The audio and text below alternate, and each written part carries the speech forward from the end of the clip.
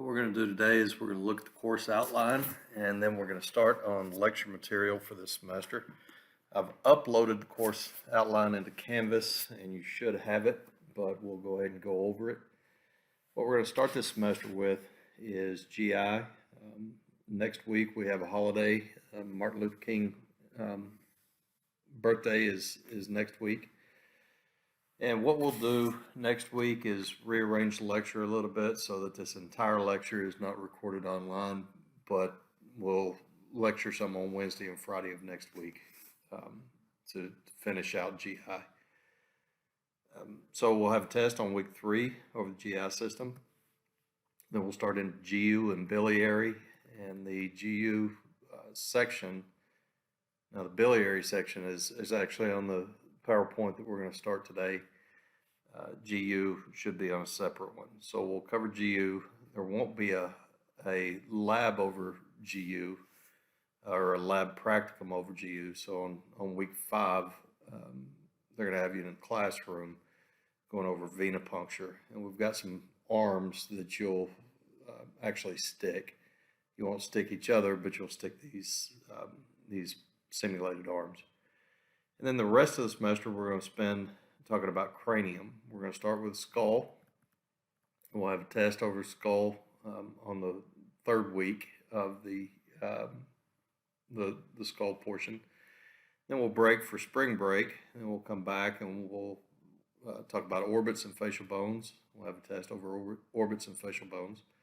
And we'll talk about nasal bones, mandible, and TMJs.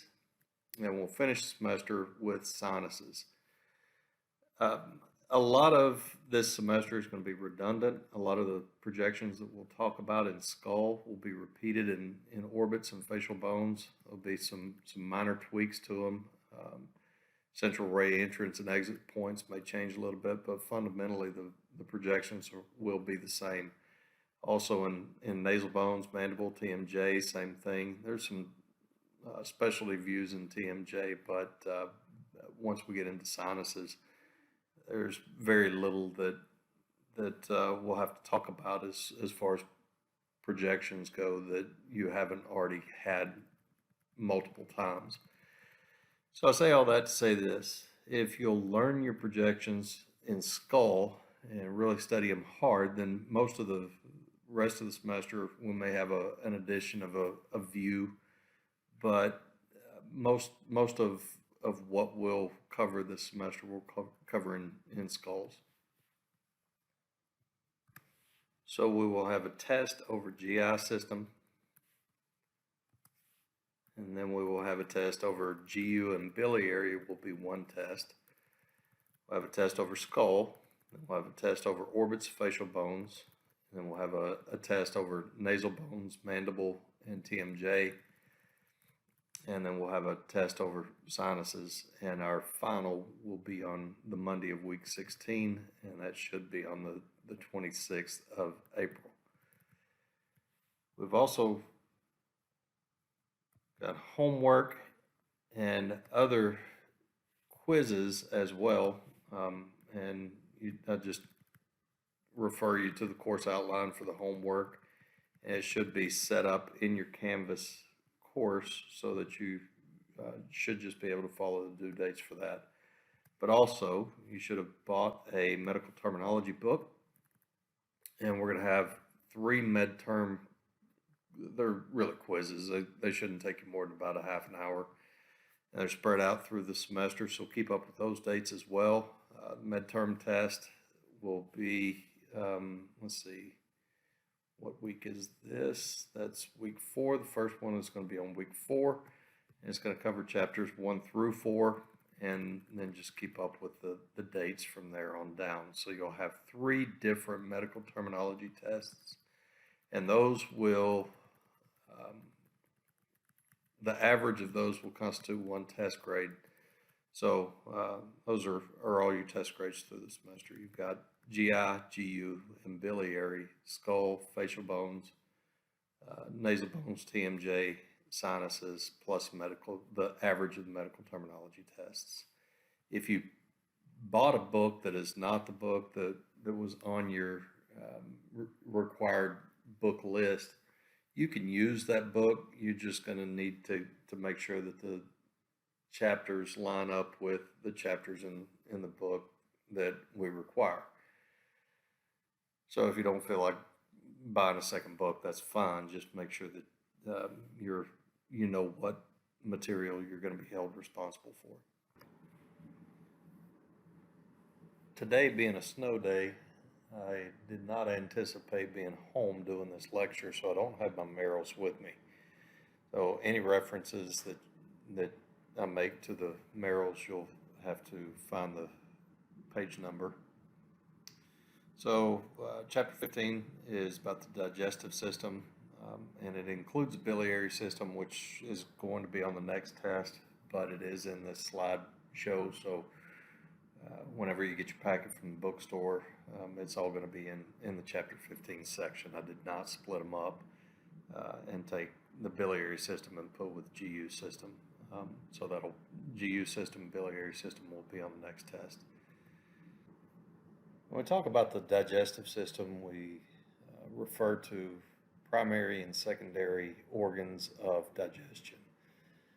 The secondary organs of digestion would be things like the teeth and largely the biliary system.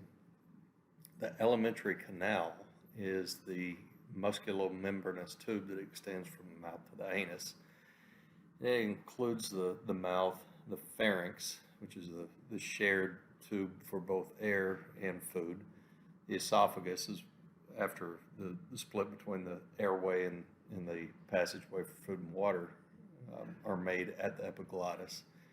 You got the stomach, the large intestine, and the small intestine. The large intestine we're going to break down into the large intestine and the colon, which are really the same thing. It's just the different segments that we're going to recognize between the two.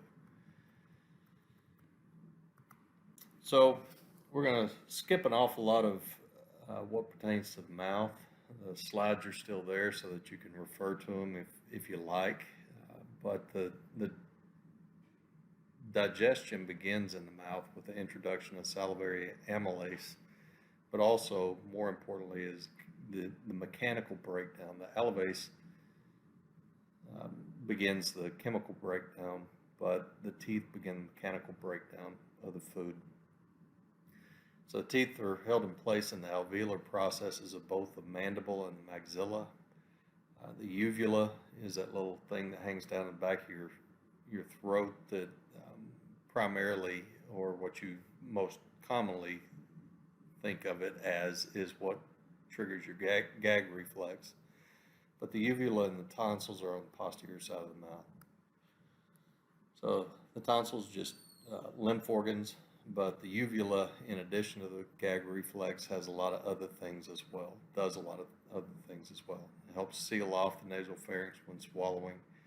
It helps resonation in speech. It does produce thin saliva. It may become inflamed and enlarged at times. It's generally not a dangerous condition, but it does happen. And it does play a part in sleep apnea, so that some of the treatments for sleep apnea sometimes include treatment of the uvula itself. You can read through slides 5 through 16 if you like. We're going to pick up with slide 17, but slide 5 is just about the mouth, 6 is about the mouth, and facial bones. We'll talk about the difference between the hard palate and the soft palate and the different sections of the hard palate. That is just general information on what constitutes a hard palate or where it's located. Uvula and tonsils. So we'll talk a little bit about the salivary glands and the different salivary glands. We'll just take a look at those.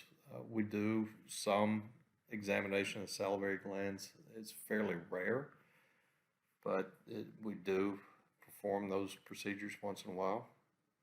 Sometimes patients will build up kind of like what kidney stones are, only in the salivary glands, and they block the ducts so that the patient can't salivate.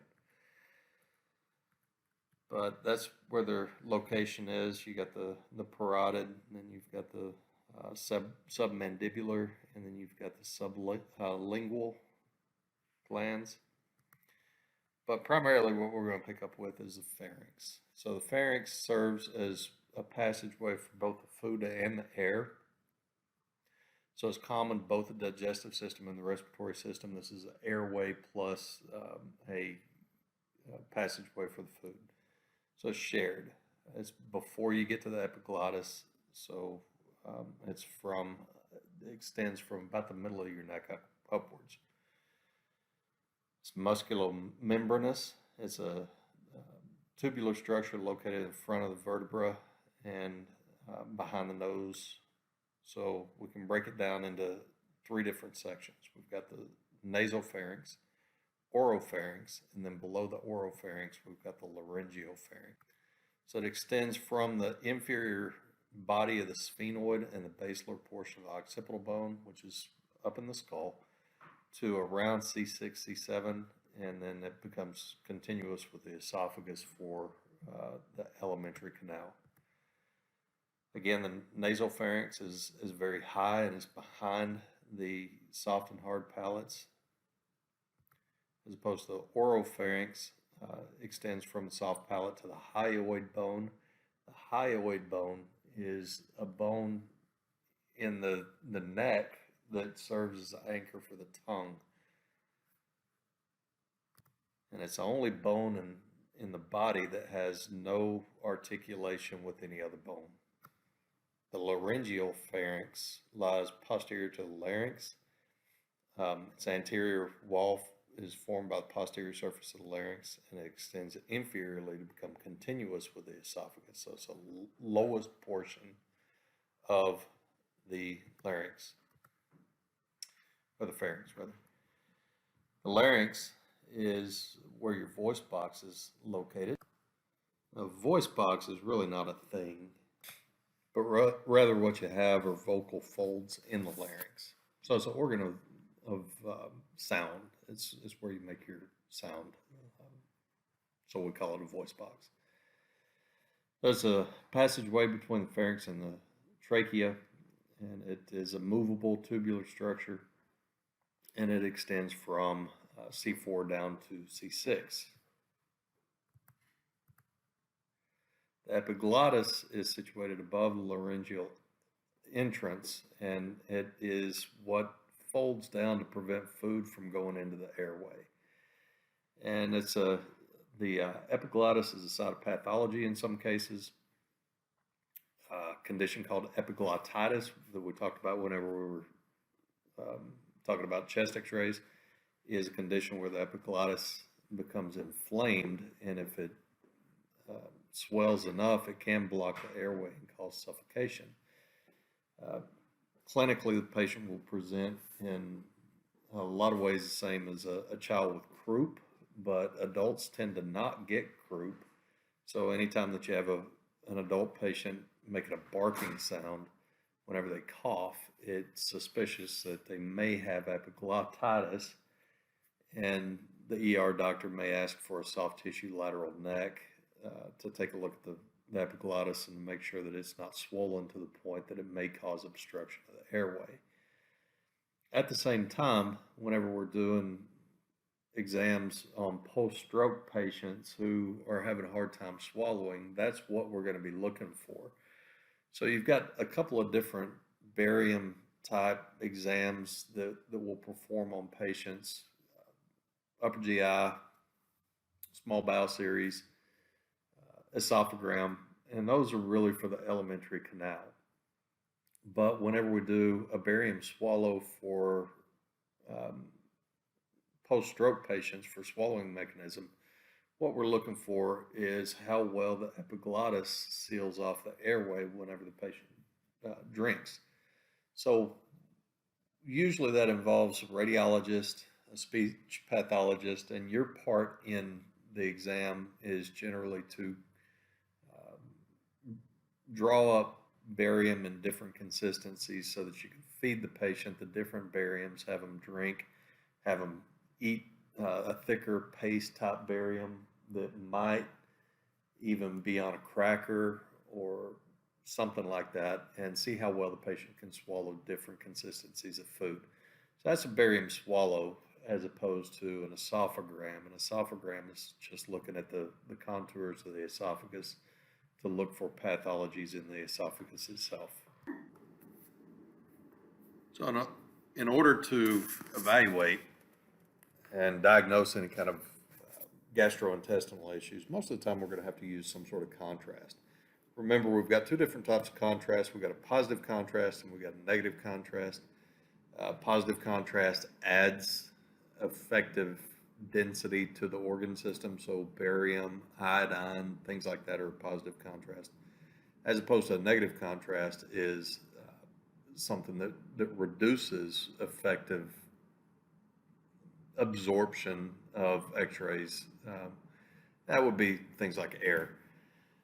Sometimes we use both at the same time. We use positive and negative contrast at the same time, and that would be like an air contrast BE. Whenever we do an upper GI, if you give the patient those little Alka-Seltzer fizzy things to inflate the stomach, that also serves as double contrast as well. So the esophagus is just a food tube. It's a long muscular tube. It has no cartilage that holds it open, and it functions only to convey the food and the saliva and drink from the laryngopharynx all the way down to the stomach. And it lies at mid-sagittal plane, but it does take a couple of deviations. One at the bottom where it shifts from mid-sagittal plane at midline to the left-hand side, where it perforates through the diaphragm and into the abdominal cavity. And the other is at the top, near the top anyway, where it takes a little bit of a deviation around the aortic arch.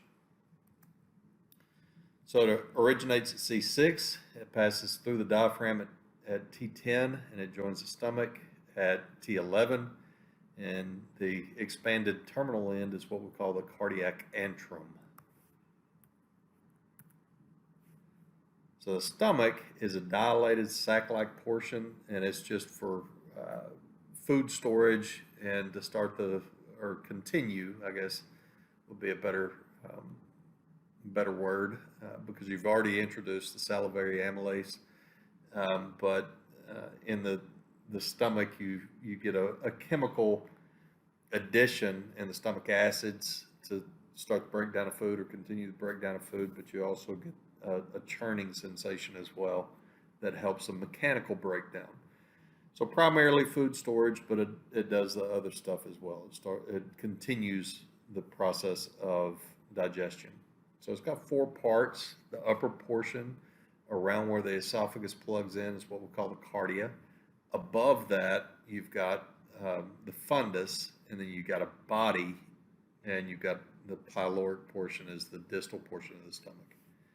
And we're further going to divide that down as well. So the cardia, again, is right there by the esophagus. The fundus is the uppermost portion, and the body is between the fundus and pyloric portions.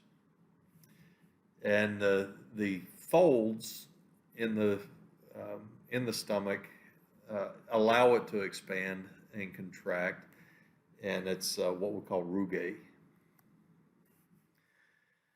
So again, the bottom portion is the pyloric portion, but we've got a couple of curves that we're going to recognize. The lesser curvature is a smaller curvature on the inside towards the midline. It's on the right-hand border, as opposed to the greater curvature being the longer of the two, and that would be on the left border or the outside portion of the stomach. Cardiac notch is it's a sharp angle where the esophagus plugs into the stomach, and we'll take a look at a diagram of that here in a bit. So the entrance and the exits are controlled by sphincters. You got a cardiac orifice, and that's the opening between the esophagus and the stomach. And it should seal off the stomach from the esophagus after you swallow. Whenever you have leakage from the pyloric, or the cardiac sphincter back up into the esophagus, you've got what we call reflux. And with reflux, what you get is an irritation of the esophagus that could cause different pathologies. Excuse me. One of which is with the continued reflux, you get irritation of the distal portion of the esophagus. And if you're ever doing an upper GI series on a patient and they drink the contrast, and you see a very sharp stricture at the bottom portion of the esophagus, it's a very good chance that's because of reflux, and you get a thickening of the esophagus, and that's what you call the rat tail sign. At the distal end of the stomach, you've got the pyloric orifice, and that's the opening between the stomach and the small intestine, and that is your pyloric sphincter, where you've got the control of release into the small intestine. Also, a side of different pathologies, if the patient has, let's say, an ulcer caused by too many pancreatic juices and bile leaking into the small intestine and refluxing up into the stomach, then you can have pyloric stricture as well. In children, also, you've got a couple of different things going on there between the esophagus and the pylorus as well. That is, if you have a condition called atresia in children, atresia means you've got an incomplete esophagus, and the food can't get from the esophagus into the stomach because there's a dead end. You may have a lower portion of the esophagus and an upper portion of the esophagus and nothing in between them. And obviously it would take a surgical intervention to make that complete, but one of the diagnoses or the clinical diagnosis of that is that if patient, the baby, the infant, newborn, drinks milk and it immediately comes back up, then that's an indication the patient has atresia. But you can also have pyloric stenosis. A baby can be born with pyloric stenosis where the pylorus is so tight that the milk won't go from the stomach into the small intestine. It's not that they don't have that connection. The connection is there. It's just closed. So what happens is the baby will take the milk and it'll sit in the stomach for a little while, and it may get soured, and then the baby projectile vomits, and that's an indication the patient has pyloric stenosis. So diagram of the stomach, we've got the fundus of the stomach. Cardiac notch, again, is where the esophagus comes down and makes that sharp angle. So this is the cardiac antrum, the cardia, and could be the reason they call it heartburn is because you get leakage up into this portion right through here, and you get that burning sensation in the chest. So you got the body, lesser curvature because it's shorter, greater curvature because it's longer. You got the pylorus, pyloric sphincter, and then you've got the duodenum, which is the first portion of the small intestine. So in imaging, we have to pay close attention to body habitus to get an appreciation where the stomach is going to be. The stomach position is going to be greatly affected by the body habitus. And if you have a hypersthenic patient, it's going to be very high and horizontal, as opposed to an asthenic patient, it's going to be all the way down into the pelvis. The lower portion of it is anyway. So it's going to be elongated J shape in patients who are asthenic, as opposed to it will totally lose the J shape and be very high and horizontal in a hypersthenic patient. So again, functions of the stomach are to store the food and aid in digestion. You got secretion of acids, enzymes, and other chemicals to help break down the food, but you get that churning that helps also with the mechanical breakdown. And the chyme is chemically and mechanically altered food that leaves the stomach and goes into the small intestine. The small intestine is roughly 22 feet long in adults, and it extends from the pyloric sphincter of the stomach to where it plugs into the colon at the ileocecal valve. So you got three portions of it. You got the duodenum, which is the first portion that comes off of the stomach, and it's a very short portion. Then you've got the jejunum. The ileum is what articulates with the colon at what we call the ileocecal valve. The duodenum being the first portion of the small intestine, it is very short. It's only 8 to 10 inches long. It's C-shaped, and a portion of it is retroperitoneal. If you recall from last semester, the peritoneum is to the abdominal cavity what the pleura is to the thoracic cavity, and that is just a lining. So it joins to the stomach at the pylorus, and it extends all the way to the jejunum, and the flexure is supported by the ligament of Treitz.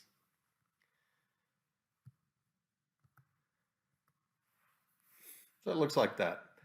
What sits in that C loop is the head of the pancreas, so that the pancreas and the pancreatic ducts join to the biliary ducts, and they empty all at the same spot. One of the pathologies that we'll see on a upper GI small bowel series, especially upper GI, before the small bowel gets full of contrast, is that if the patient has a pancreatic cancer in the head of the pancreas, what we'll see is that C loop of the duodenum, instead of being a nice C shape, it will be more of a digital C. It'll be kind of enlarged and squared off. So indication the patient has a cancer, even though we can't really see the pancreas on x-ray unless we put dye inside of it, we can see evidence that we've got a cancer in the pancreas. So backing up one slide, the entire small intestine looks like that. It's just a big mess. As a result, it's difficult to make a definitive diagnosis in the small intestine exactly where it is that we've got a pathology inside of the small intestine. There's evidence because of proximity of the cecum to the ileum being down kind of in the pelvic cavity. If the pathology is very low in the pelvic cavity, it's a good indication that we're looking at an ileal issue as opposed to very high in that C loop area. If we're looking at ulcers, chances are they're going to be in the duodenum, and everything else is just going to be jejunum.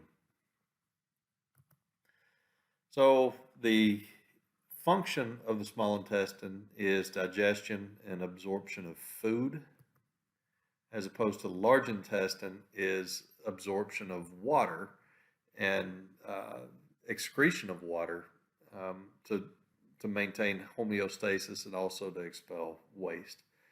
But the large intestine starts at the junction of the small intestine at the ileocecal valve. It more or less forms an arch around the small intestine. We have a tendency to think of it as just being squared off, but it doesn't really work like that, and I'll explain that a little bit more deeply in a minute. So it frames the abdominal cavity, and it has four main parts. That would be the cecum, the colon proper, which includes the ascending colon, the flexures, the descending colon, and the transverse colon. That's all a part of the large intestine, but for whatever reason we call that the colon all by itself. Then the distal portion would be the rectum, followed by the anus. So it's roughly 5 feet long.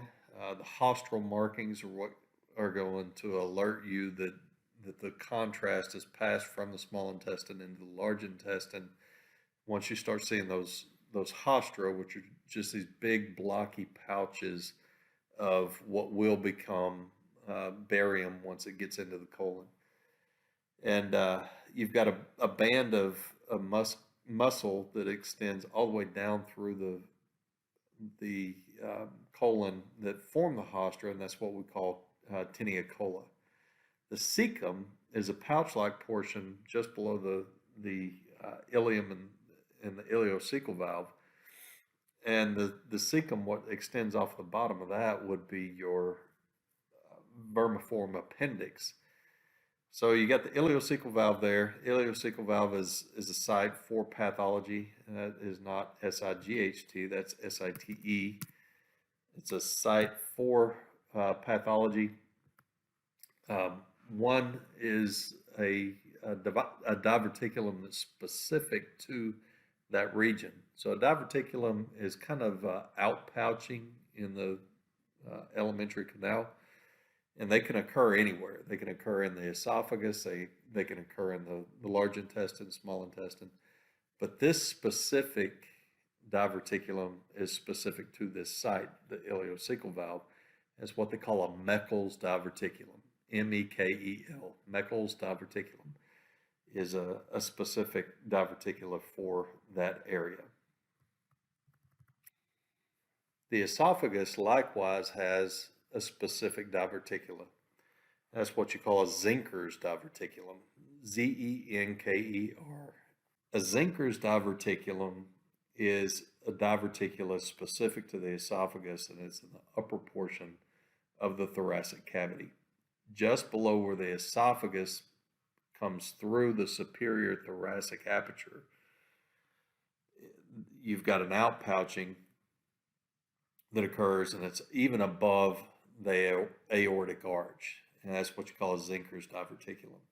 So a Meckel's diverticula is where you've got the junction of the ileum and the cecum at the ileocecal valve. A Zenker's diverticula is in the esophagus.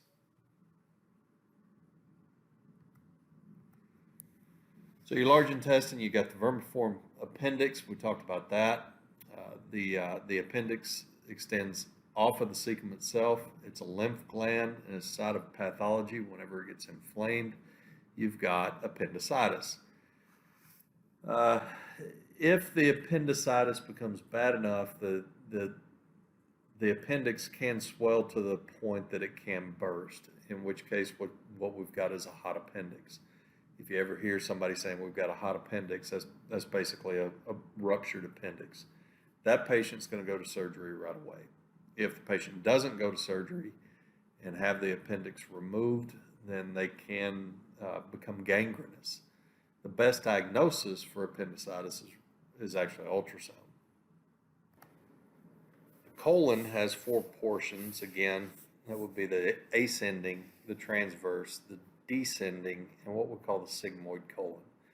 The sigmoid colon is kind of an attempt of the body to bring the colon from laterally at the descending colon to midline for the rectum and the anus.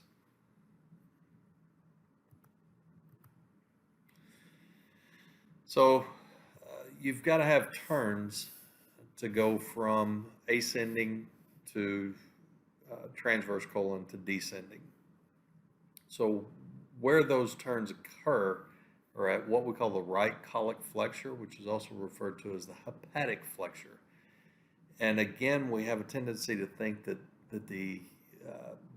based on the drawings, that the colon goes from ascending to making a 90-degree turn into a transverse colon to make a 90-degree turn to go into the descending colon. And it doesn't really occur like that. It also turns at the right colic flexure, which is your hepatic flexure. It turns 90 degrees to go from ascending to transverse, yes, but it also makes a turn to go anterior as well. So the ascending colon is actually posterior. The descending colon likewise is posterior. The transverse colon is more anterior. So what we've got is a turn that goes from ascending to anterior, and then to transverse, and then to posterior, and descending at the left colic flexure, which is your splenic flexure. Hepatic flexure because it's over by the liver, splenic flexure because it's over by the spleen. The hepatic flexure naturally is lower than the splenic flexure because of the presence of the liver, spleen being much smaller than the liver itself. The left colic flexure tends to ride higher than the than the hepatic flexure. So again, the sigmoid colon is a S-shaped. That's why it's sigmoid colon, and is the junction of the descending colon to the rectum, or to the rectum.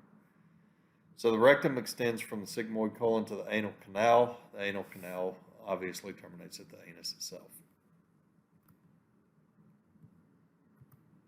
The large intestine.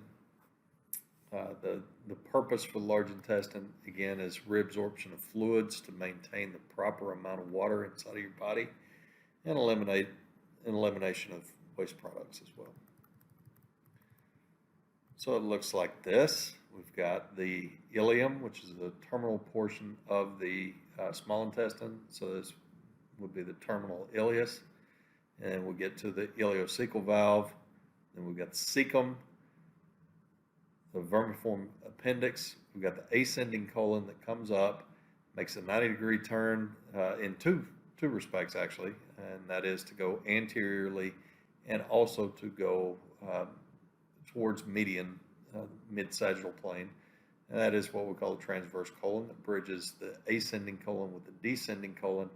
At the descending colon, it turns, or at the left colic flexure, the splenic flexure, it turns and it goes into the descending colon, sigmoid colon, rectum, and the anus.